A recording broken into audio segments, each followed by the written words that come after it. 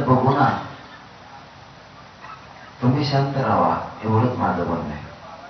तुम्ही शांत राहा, आणि ज्यांना ऐकायचंच नाही ना तो गावाकडे गेला तरी चाल. काय मी बघतो कसं आरक्षण द्यायचं माझ्यासाठी. मी गेलो तरी इथून उठत नाही.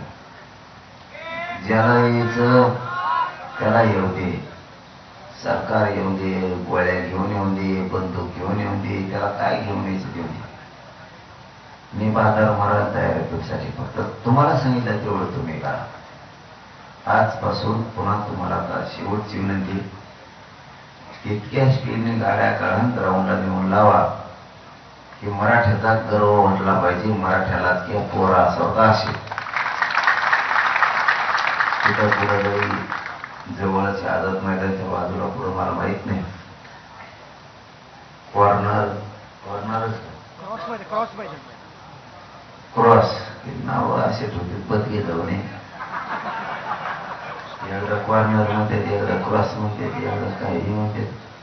हात लांब नाव दे घटायला आणि ना जर क्रॉस मैदान आहे कुठंतरी तिथं गाड्या नेऊन लावा, झोपा. जिथं जिथं मैदान असतील तिथं लावा. कमी पडलं तर सरकार आणि पोलीस म्हणले की आम्ही आणखी मैदान उघडं करून देतो. मग आता तुम्ही गपचीप मला उद्या ऐका सुद्धा नाही आलं पाहिजे.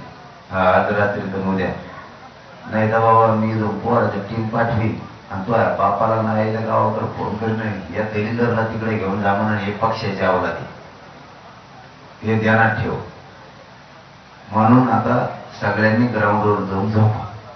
कोणीही रोडवर गाड्या ठेवू नका. मला जात जिंकायची, तुमच्यामुळं माझी जात हारू नये, त्याच्या पुढे तुम्हाला आता बोलत नाही.